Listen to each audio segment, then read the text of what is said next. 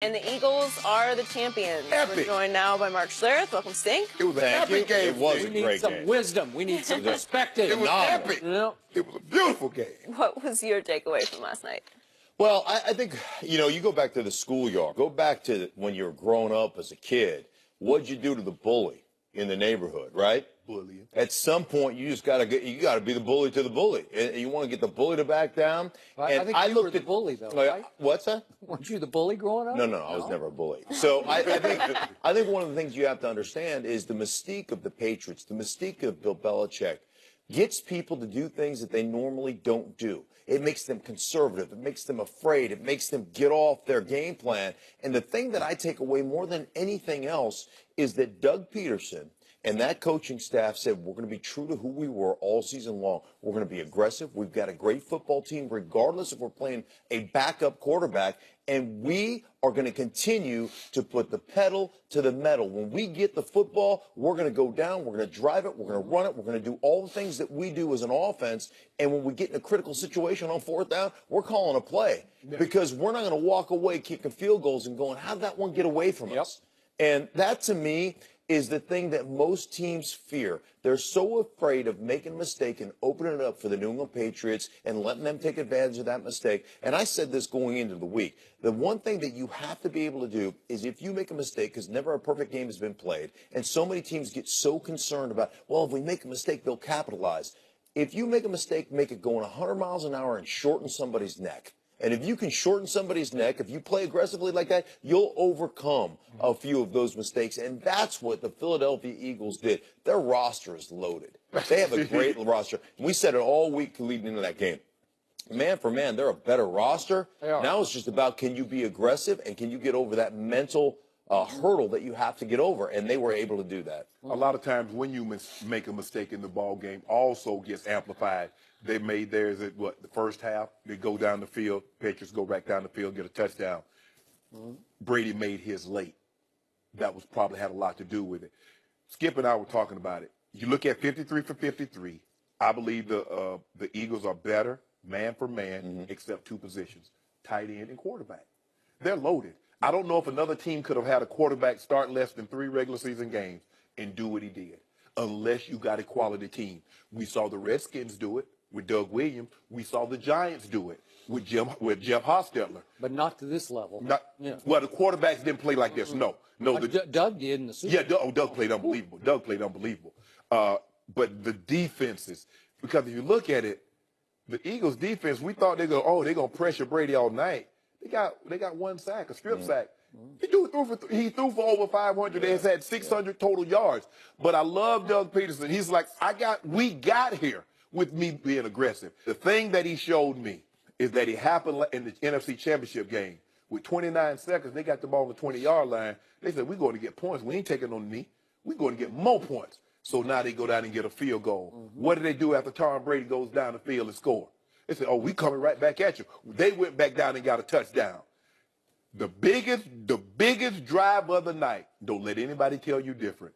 When the Patriots got that ball out of the half and they went down the field 75 yards in under 3 minutes and scored, the Eagles got the ball and went right back down the field. If they don't go back down the field and get a touchdown here, it's over. Tom Brady's in a rhythm. They took some time off the clock, and then that old last drive, old Nick Foles. Somebody used to call him Foles goal. Oh, Foles goal, Foles goal. Guess what? He the real deal, Joy. He 24K. That somebody was me early in 2013, which was 5+ years ago. Yeah. And he went on to throw 27 touchdowns to only 2 interceptions that year and played very well in a playoff loss at home to Drew Brees. So I hear both of you about Doug Peterson. He arrived on the national scene last night. He showed the world he can really call plays, and he can call them for Carson Wentz as well as for Nick Foles, because they look like interchangeable parts to me in that offense, right? Right. That's an offense, and I know it has a lot of Chip Kelly in there, and it has a lot of Andy Reid, but Doug Peterson rose and shone above this game. But my bottom line on the game is that Tom Brady was at his all-time greatest last night, and Bill Belichick was at his all-time worst. Belichick's defense was an embarrassment last night for all the reasons you just said, because while Nick Foles stared Tom Brady right in the eye and didn't blink one time the whole game, he was going against a defense that he was shredding from start to finish. Did the Patriots ever even slow Nick Foles down? No. So while Tom Brady threw for not just a Super Bowl record, an all-time NFL playoff record, 505 yards, while he scored, Tom Brady, the most points a Super Bowl loser has ever scored, 33 points. His defense gave up 41. If I'm Tom Brady this morning, and I will bet you he is furious with both Bill Belichick and Matt Patricia, because you got to be better than that. You got to be better than allowing 538 yards and 41 points. Were they mad at him when he only scored 14 against the Giants? Okay, well, I'm talking about last night. And again, this is the man who had won 5 Super Bowls with 5 fourth-quarter overtime game-winning drives. And last night after the game, I thought he nailed it because he said, we never got control of the game. This is Tom Brady. We never got to play it on our terms because it was constantly Philly's terms, because Tom Brady did something I thought for the first 3 quarters was impossible. He actually led a game, what could have been a game-winning drive, a go-ahead, come-from-behind drive early in the fourth quarter. 9:22 left. He scores, and they're up 33-32. And then what happened? Nick Foles goes 3rd and 6. Philadelphia happened. Philadelphia. And he goes, wait a second. He went 75 yards on 14 plays and covered 7 minutes of the clock? But, That's impossible. Who's going to make a play, Bill? Where's your genius now, Bill? I will tell you this, and you're right about Doug Peterson arriving on the scene, because, you know, he went back when they had their bye week and took advantage of their bye week. Foles had played a couple of bad the last 2 games of the regular season. He was not good. They went back and they studied what he did under Chip Kelly in that 27-2 where he threw all those touchdowns. They implemented, amalgamated that kind of collegiate style with what they do. Everything's run-pass option. It starts with that every play. Well, they ran a lot of that with traditional routes. It wasn't just one receiver route. So there were route combinations where he's reading those things out. He's reading the defense out. They put him in a comfortable position to have success. And we always talk about how Bill Belichick outcoaches the coaches that he coaches against, and he's done that consistently. Doug Peterson got the upper hand. And, oh, by the way, it's really easy to run offense when every time you're sitting there, just about every time, in 2nd down and 4, because you're ripping off 6.5 yards a carry. And that was the defense. Hey, we're going to press you. We're going to take away those inside, slant routes on the RPO game, and we're going to give you the runs. And guess what? Doug Peterson was smart enough to go, all right, we'll just hand those off. 6 yards, 6.5 yards, 8 yards. But Stink, I don't know if you're noticing it. This is what I'm starting to see. When the Patriots win, it's Tom Brady's greatness. When they lose, it's Coach Belichick. It's the defense. It's the kicking game. So you tell me. What did you see last night? I told you what I saw. Oh, okay. I don't know if you're noticing that also.